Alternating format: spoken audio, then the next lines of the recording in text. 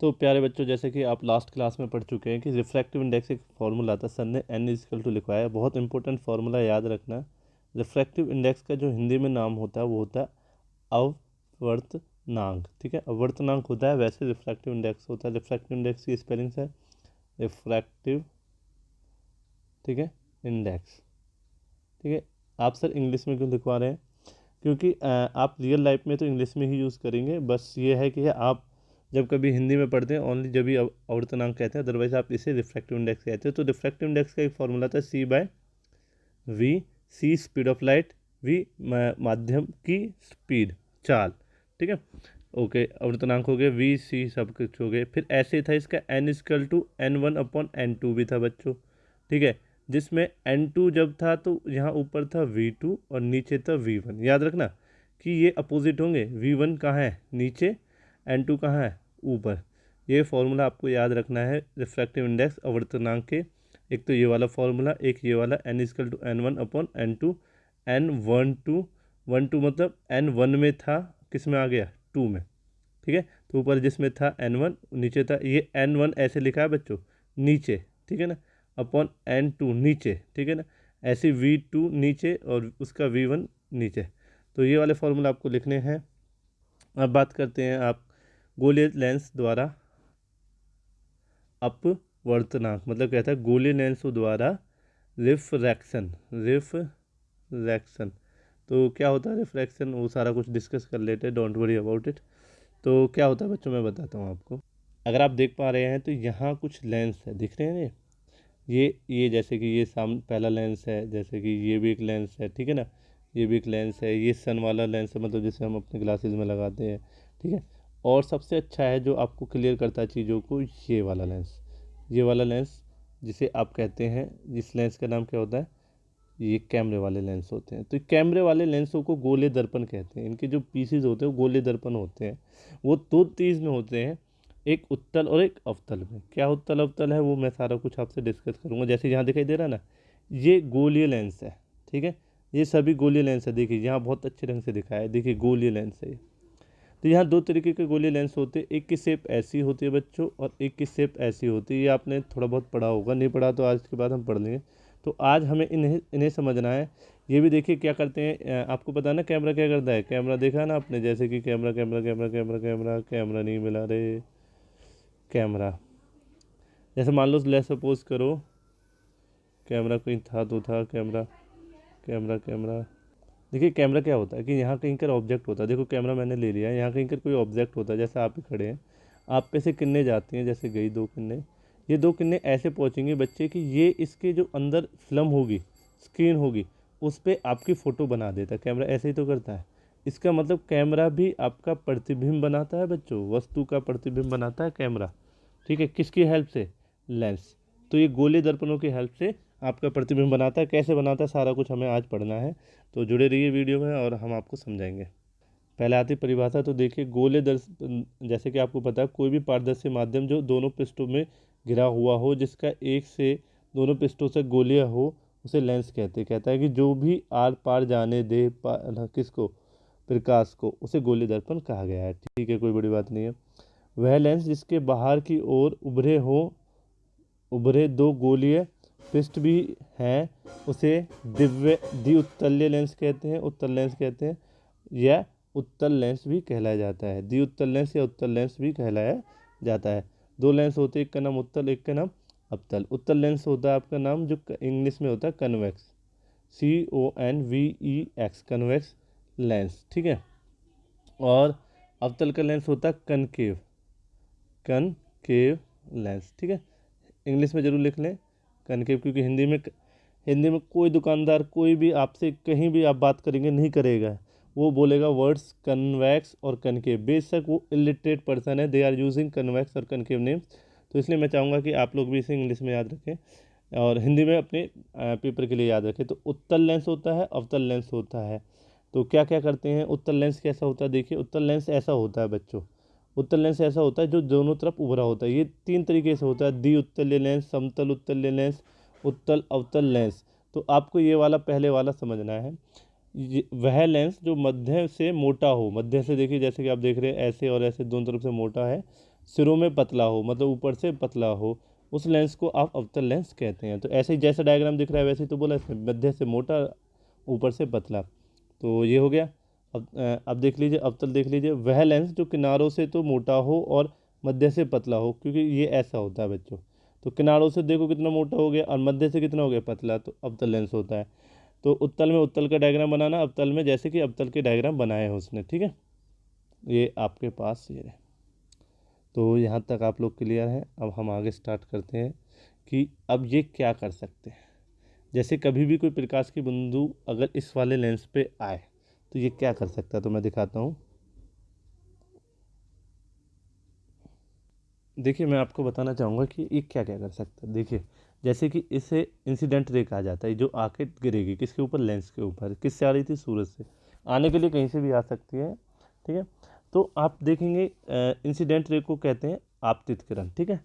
ये सभी इस लेंस में से गोले दर्पण से पास करेंगे। ये गोले दर्पण कैसा होगा देखने में, देखिए ये देखने में तो एकदम नहीं पता चलेगा, पर इसे जब हाथ फेरोगे तो ये बीच में मोटा सा पाया जाएगा और किनारों से पतला। तो ऐसी परिभाषा किसकी थी, वेरी गुड, उत्तल लेंस की। तो उत्तल लेंस पे अगर कोई रेज इन्फिनिटी से आ रही है बच्चों, तो वो पार करने में सभी कहाँ पहुँच जाती हैं, फोकस पे।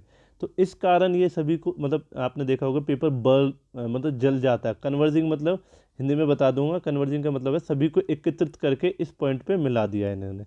अनंत की जो जितनी भी थी उन सभी की इमेज किस पे बना दी, एक कुल मिला के एक छोटा सा सूरज इस पॉइंट पे बना दिया इसने, जिसका टेम्परेचर बहुत हाई था। मैग्नीफाइंग ग्लास इसका नाम लिया है, जैसे कि आप लोगों को बताइए होगा। Focus and burn the whole ये किया हुआ है। कन्वर्जिंग रे मतलब इन सभी रेज को आपस में मिला के एक ही पॉइंट पे छोड़ देना, ठीक है। इतना आप समझ गए। और देखिए, जैसे कि ये आपने देखा होगा, या फिर आप देखिए ये वाली प्रोसेस कि आप लोगों ने क्या किया, एक पेपर को बर्न किया। क्यों, क्योंकि आपको पता था कि सभी रेज क्या करेंगी, जैसे इस लेंस से पार करेंगे किस पे मिल जाएंगी, इस पे। तो ये बर्न हो जाएगा। जैसे कोई बच्चा कह रहा मुझे नहीं पता, अरे आपने 10th में पढ़ा, कहाँ पढ़ा है, देखिए ये पढ़ रहे हैं। तो बच्चों ये आप लोग हर कोई 10th क्लास पास आउट है, हर किसी ने ये प्रैक्टिकल क्वेश्चन पढ़ा हुआ है। तो ये कहता है कि जब उत्तल लेंस जो होता है, जैसे कि नीचे दिख रहा है, को अब अभिसारी लेंस भी कहते हैं। अभिसारी लेंस मतलब इसका हिंदी में को कन्वेक्स लेंस कहते हैं इंग्लिश में, तो ठीक है। तो बायो बायो लेंस भी कह देते हैं, क्योंकि यह सभी किरणों को अभिसारित करता है। अभिसारित मतलब कन्वर्ज करना, कन्वर्ज करना, कन्वर्जिंग, ठीक है। तो अभिसारित,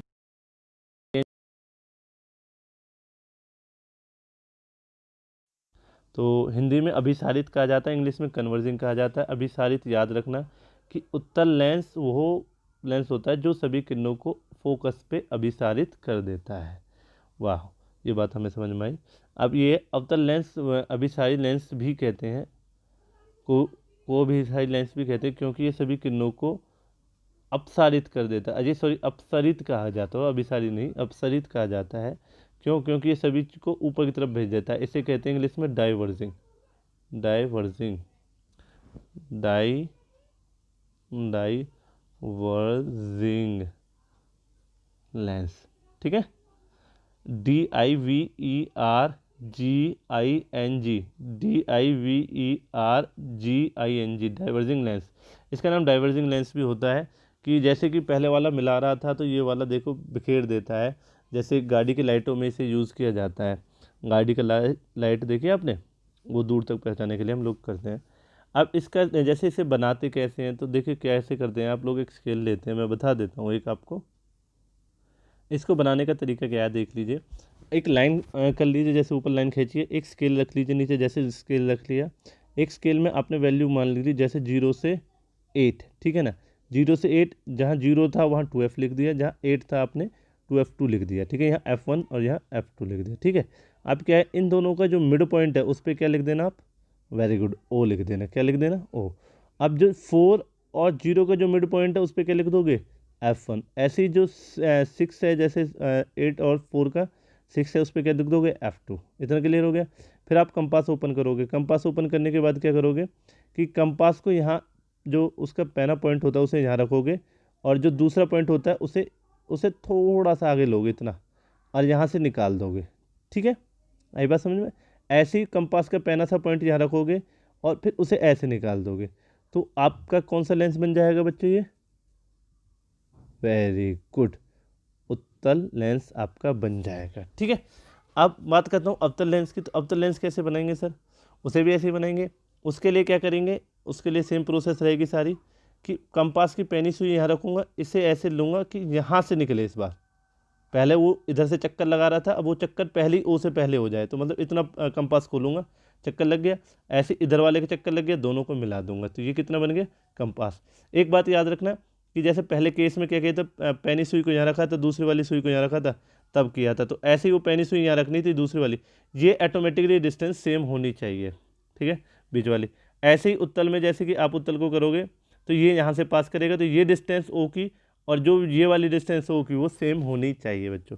तो आई होप आपको स्केल समझ में आ गया है कैसे बनाते हैं। नहीं आया तो एक बार वीडियो देख लेना कुछ दिन बाद, जब आपको टीचर इन्हें पढ़ा रहे हो। ठीक है, तो जैसे कि हमने बताया है कि इसे इंग्लिश में कहा गया है ऑप्टिकल सेंटर, इसे प्रिंसिपल फोकस, हमारा प्रिंसिपल फोकस हिंदी में कहा जाता है। जैसा ये देखिए लेंस बना दिया है, ये पर्सन, अब जैसे कि हमने कहा कि कोई ऑब्जेक्ट खड़ा हो जाए, जैसे कि इससे 2f के पीछे जैसे इस इंसान को खड़ा किया है, तो इसकी इंसान की पोजीशन कहाँ बनेगी, इमेज कहाँ बनेगी। ठीक है, तो ये हमारा रहेगा। तो अब हम जब बात स्टार्ट कर रहे हैं, तो ट्रिक पढ़ाने से पहले मैं कुछ चीज़ें उन्हें याद कराऊंगा। जैसे मैंने अभी वहाँ पर मार्क की है, प्रकाशित केंद्र ओ को कहा गया है। ठीक है, C1 और C2 वक्रता केंद्र होते हैं। वक्रता केंद्र मतलब रेडियस होती है, त्रिज्या होती है। जैसे मुख्य अक्ष किसका नाम था, वहाँ जो F की दूरी थी ओ से F की दूरी को मुख्य अक्ष कहा गया था।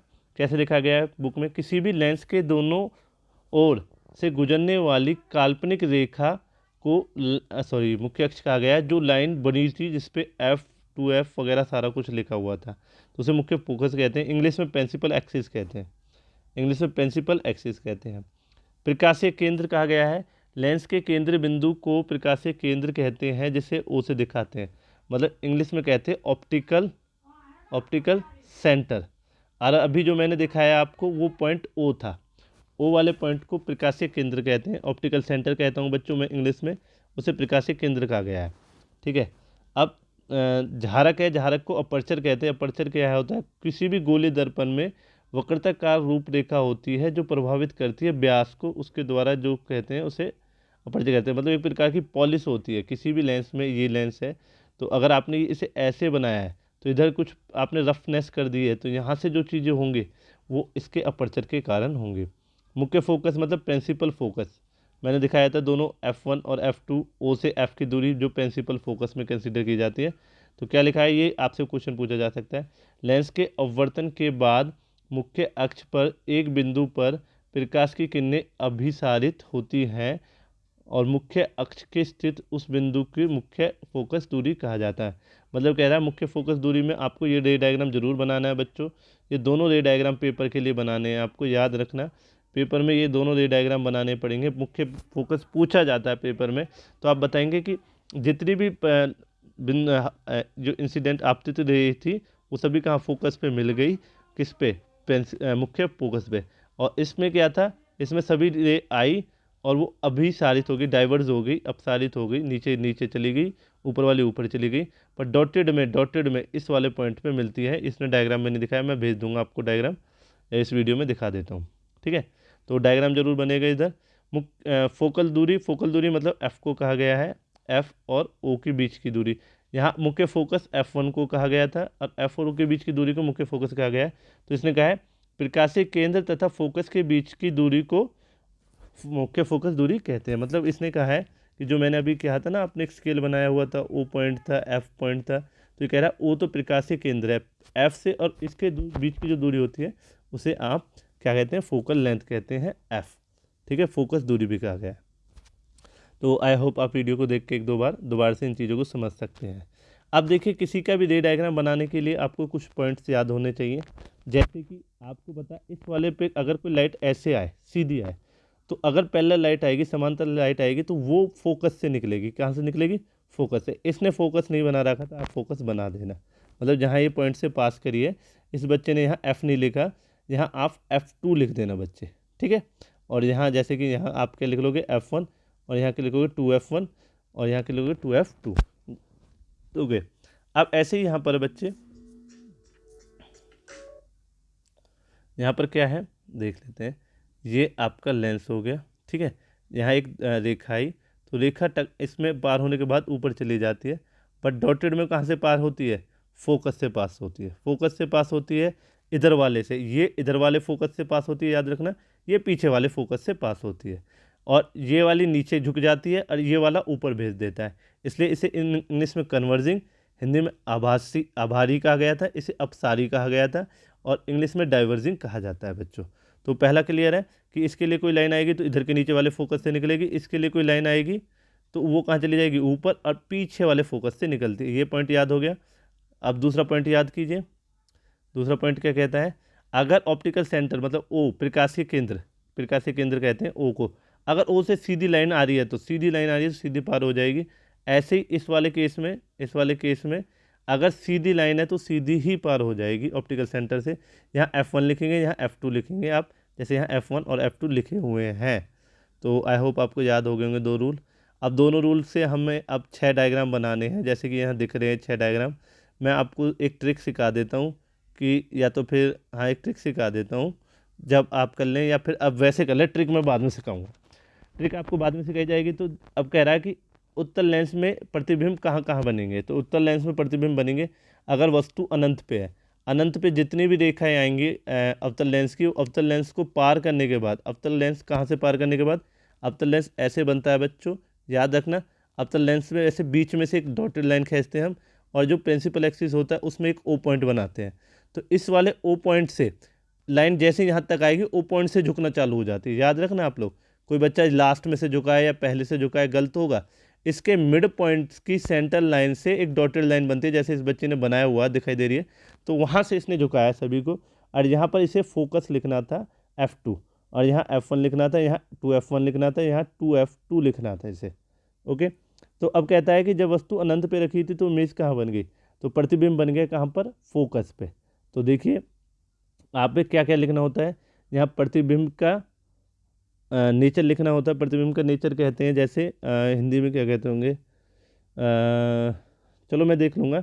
जैसे इसने इंग्लिश में होता है वो रियल और उल्टा, रियल जो चीज़ होती है उल्टी होती है, या फिर हिंदी में कहूँ वास्तविक जो चीज़ होती है उल्टी होती है। तो नेचर प्रतिबिंब की क्रिया प्रतिक्रिया कैसी होती है, वास्तविक और उल्टी बनी हुई है। बिंदु के आकार का फोकस पे बना हुआ है, बिंदु के आकार का साइज है इसका, कहाँ बना हुआ है, स्थिति क्या है इसकी। तो यहाँ पर 3 पॉइंट में लिखेंगे आप, ये इसने उल्टा सीधा लिख रखा है, आप लिखेंगे ये डायग्राम बनाएंगे और यहाँ पर लिखेंगे प्रतिबिंब का नेचर।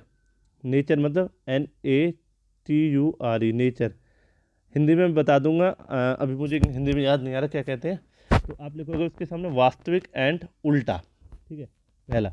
दूसरे में पूछा जाएगा प्रतिबिंब का साइज, प्रतिबिंब का आकार, प्रतिबिंब का आकार में लिख दोगे कि बिंदु के आकार का, जैसे बिंदु के आकार का बना हुआ है। तीसरा होगा स्थिति, स्थिति प्रतिबिंब की स्थिति, तो उसमें क्या लिखोगे, मुख्य फोकस पे, F पे जैसे बना हुआ है F2 पे। तो आई होप ये आपको क्लियर हुआ होगा, ठीक से लिख लेंगे आप। कोई बच्चा सोचता होगा सर इतनी गलतियाँ होती है तो फिर इसे क्यों कराते हो, बेटा मेरे पास अभी यही है, इससे आप सीख लीजिए। जब आप सीख जाओगे तो आपकी गलतियाँ कम हो जाएंगी, डोंट वरी। ऐसे कहता है जब वस्तु 2F1 पे है पीछे की तरफ तो क्या होगा, 2F1, जैसे कि यहाँ 2F1 है तो यहाँ कहाँ जाएगी तो इमेज, तो उसकी इमेज यहाँ पर जाती है। एक तो ये लेकर आया है रे, कौन कौन सी, अभी मैंने रूल पढ़ाया आपको। एक तो लेकर आया है ये कौन सी, पैरेलल, जो इस वाली सेंटर लाइन से झुकती हुई फोकस से पार कर जाएगी।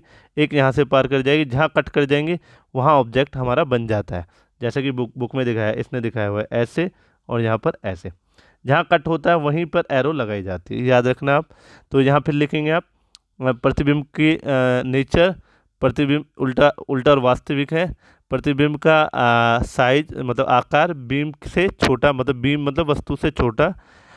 प्रतिबिंब की स्थिति F2 और 2F के बीच में, 2F2 और 2F के बीच में, मतलब यहाँ F1 है, F2 है, यहाँ 2F2 है। तो इतना क्लियर हुआ आपको। ऐसे ये है, इसे आप बनाएंगे, इसमें से 2 रेज लेकर आएंगे, वही एक पैरेलल वाली, एक ऑप्टिकल सेंटर वाली। ऑप्टिकल सेंटर वाली सीधी पार करेगी, पैरेलल वाली यहाँ सेंटर से जाकर नीचे की तरफ झुक जाएगी। दोनों झुकने के बाद देखिए क्या करेंगे, दोनों यहाँ से कट मारेंगे, जहाँ कट मारेंगे वहाँ आप एक प्रतिबिंब बना देंगे। ये बीम हो जाएगा, ये प्रतिबिंब हो जाएगा।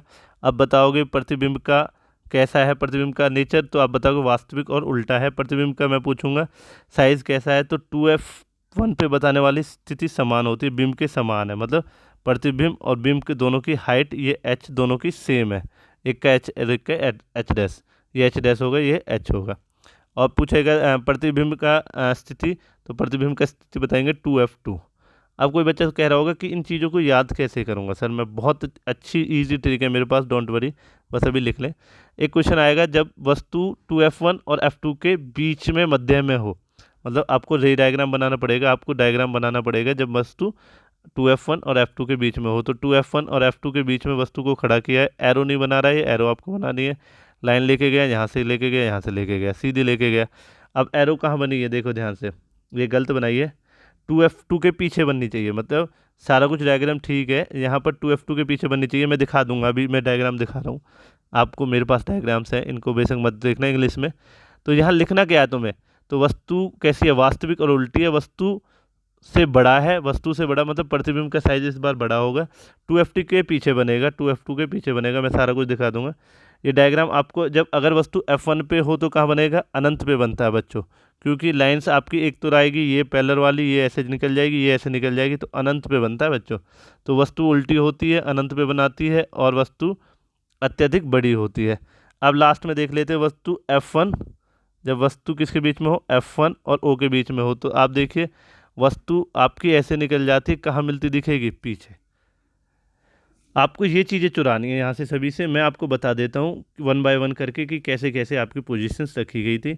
इतना अगर आपने ये कर लिया है तो यहाँ फिर वस्तु कैसी बनेगी, इस केस में आभासी बनती है, सिक्स्थ केस में जब F और O के बीच में होती है, सीधी होती है, यहाँ पीछे की तरफ बनती है, इसने बनाई नहीं है, गलत डायग्राम है इसका, वस्तु के पीछे बनती है और वस्तु से बड़ी बनती है, जो वस्तु होती है प्रतिबिंब बड़ा होता है, मतलब प्रतिबिंब यहाँ पर ऐसे बन रहा होगा इसका। तो कैसे बनेगा सारा कुछ, फिर यहाँ पर मैंने एक चार्ट भी बना दिया है, सीरियल नंबर 6 पोजीशन है मेरे पास, ठीक है, एक अनंत पे वस्तु 2f1 पे है, ये मैं सारा बता देता हूँ कहाँ थी, वस्तु की स्थिति के नाम है, जैसे अनंत पे होगी 2f1 के पीछे होगी, 2f1 पे होगी, 2f2 पे 1 पे बीच में, सारा कुछ बताऊंगा, इसे लिख लें। लिखने के बाद जो नेक्स्ट चीज़ पढ़ाऊंगा उसे जरूर ध्यान से देखें। प्रतिबिंब की स्थिति, ये सभी मतलब इसके प्रतिबिंब, मतलब प्रतिबिंब क्या होता है सर, प्रतिबिंब देखिए ये जो क्रॉस करके जो इमेज बन रही है सभी, वो प्रतिबिंब है। अब उनके साइज कैसे थे, मतलब प्रकृति, हाँ मैं कह रहा था नेचर को प्रकृति कहते हैं, प्रकृति सभी की वास्तविक थी, बस छठे केस की आभासी थी, सभी उल्टे थे।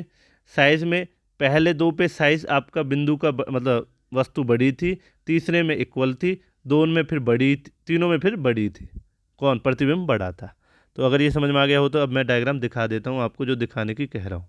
बच्चों देखिए मेरे पास एक इंसान है, मैंने उसे रख दिया है कहाँ पर, यहाँ पर 2f के पीछे, तो आप 2f के पीछे वस्तु रखी हुई है, तो कहाँ बनेगी वो देख लेते हैं हम लोग। देखिए बच्चों अब क्या होता है कि इसके ऊपर प्रकाश की किरणें कहीं से भी पड़ रही हों, टकरा के इनमें से हम दो किरणें लेंगे, एक तो सीधी ले गए हम और एक को हम ऑप्टिकल सेंटर से लेंगे, दिखाई दे रहा है। याद देखिए ध्यान से यहाँ पर कि जो किरणें हैं वो यहाँ सेंटर में से कटना नीचे की तरफ चालू हुई है। हमने ये रूल पढ़ लिए थे कि ऐसे कोई सीधी आएगी तो एफ किससे निकलेगी, F2 से निकलेगी, और कोई ऑप्टिकल सेंटर से आएगी तो सीधी। तो इसके ऊपर प्रकाश की किरणें पड़ रही थी, कहाँ से पड़ रही थी हमें इससे मैटर नहीं है, गिनने के बाद दो ही किरणें हमने लिए, अरबों पड़ रही होंगी इसके ऊपर, मुझे किसी से कोई मतलब नहीं है, मुझे दो किरणों से मतलब था कि जो एक पैरेलल थी और एक ऑप्टिकल सेंटर से निकली। तो ये दोनों किरणें कहाँ बनेंगी, ध्यान से देखो यहाँ पर, ये बनेंगी नीचे की तरफ। नीचे कहाँ, जैसे कि आपको पता है कि 2f2 की जो पोजीशन है अभी आपने करा, F2 और 2f2 के बीच में थी, देखिए तो इसका जो हेड है, जो इंसान यहाँ पर दिखाई दे रहा है जिसका हेड ऊपर की तरफ है, तो हेड किसकी तरफ हो गया, नीचे की तरफ, ठीक है। इसलिए मैं कह रहा था वस्तु वास्तविक है, जैसे वास्तविक रियल लाइन से बनी हुई है, और दूसरा इसके फीट नीचे की तरफ है, तो ये उल्टी भी है, ठीक है। अब साइज़ देख लीजिए, साइज़ में ये छोटा है, ये बड़ा है, तो ऐसी चीज़ें आप लोग समझ गए होंगे।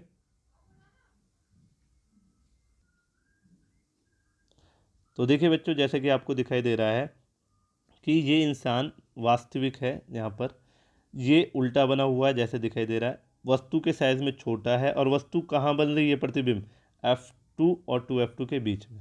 तो ये बातें मैं आपको सिखा रहा था अभी जो दिखाए थे हमने ये डायग्राम, तो ये आपको क्लियर होगा। ट्रिक की कहाँ, मैं ट्रिक बताऊंगा कि कोई कौन सी चीज़ कहाँ बनेगी, उससे आप बेफिक्र रहें, बस फिलहाल इतना सीख लें, सीख लिया। देखिए अब मैं कहता हूँ कि अब इसके ऊपर लाइट गिरी है, मैं पैरेलल लेके गया हूँ और ऑप्टिकल सेंटर, मैंने रूल पढ़े थे पैरेलल वाली कहाँ से निकलेगी, F2 से निकलेगी, F2 से निकाली है।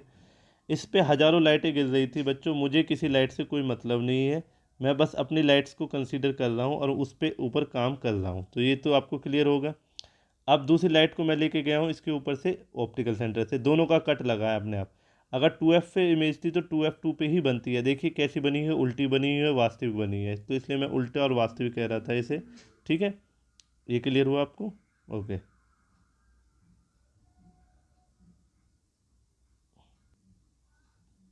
अब देखिए, अब हमने वस्तु को कहाँ रख दिया है, 2F और F के बीच में। अब अगर आपका ऑब्जेक्ट खड़ा हो गया है तो इमेज देखिए कैसी बड़ी सी नीचे दिखाई दे रही है। लाइट वही लेके जा रहा हूँ मैं, एक तो पैरेलल लेके जा रहा हूँ लाइट को और एक ले जा रहा हूँ ऑप्टिकल सेंटर से। पैरेलल वाली हमेशा F2 से पास कर रही है और O वाली सीधी नीचे की तरफ जा रही है, मीट कर रही है नीचे की तरफ, जैसा दिखाया गया था। मैं एक बार दोबारा से इसे तो देख ले। देखिए जैसे कि आप लोग देख पा रहे हैं कि इस पर हज़ारों लाइटें गिरी होंगी, मुझे नहीं मतलब किसी से। हमने दो लाइट लेनी है, एक पैरेलल और एक ऑप्टिकल सेंटर। तो पैरेलल वाली को मैंने कहाँ से निकाला बच्चों, 2F2 से। ऑप्टिकल वाली तो सीधी। अब मुझे ये क्लियर था, ट्रिक थी मेरे पास, मैं बता दूंगा नेक्स्ट वीडियो में कि 2F2 और F2 की जो बीच के ऑब्जेक्ट है कहाँ बनेगा। जैसे मुझे पता था 2F2 के पीछे बनेगा मान लो, तो मैंने इन दोनों लाइन का कट जस्ट 2F2 के पीछे लिया हुआ है, जैसा दिखाई दे रहा है। तो अब देखिए यहाँ पर देखने पे आपको पता चल रहा होगा कि वस्तु वास्तविक है, उल्टी है, और इमेज जो है ऑब्जेक्ट छोटा, बिंब छोटा, प्रतिबिंब बड़ा हुआ है। तो ये चीज़ें समझ में आ गई आपको। अगर प्रतिबिंब देखिए मैं दिखा देता हूँ, अगर प्रतिबिंब आपका यहाँ से चलकर ऐप की तरफ बढ़ेगा तो क्या होगा बच्चों। तो जैसे कि इसको बढ़ाते हैं, जैसे ये इंसान बढ़ गया, ये कोई कैमरे का लेंस था, तो आप देखिए क्या होगा। इस पर दो ही रे गिरेंगे मेरी तरह, पहले की तरह दो ही रे लेनी है मुझे, ज़्यादा नहीं लेना सोचना। तो एक तो मैं लूँगा पैरेलल और दूसरी कहाँ से लूँगा, इसे F2 से पास कराऊंगा, दूसरी O से लूँगा। अब ये दोनों रे होंगी समांतर, पैरेलल कहते हैं इंग्लिश में इन्हें। ठीक है, तो ये कहीं आगे पीछे कहीं कट नहीं दिखेगा मुझे, ना तो आगे दिख रहा है ना पीछे कट दिख रहा। तो ऐसी कंडीशन में जब कट ना दिखे तो मैं कहूँगा जो मेरे वस्तु का प्रतिबिंब है वो अनंत पे पहुँच चुका है। अनंत कहाँ, मतलब इससे डॉटेड में अनंत को दिखाते हैं बच्चों। तो याद रखना, वस्तु बहुत बड़ी होगी, अनंत पे होगी और आपकी रियल भी बनेगी।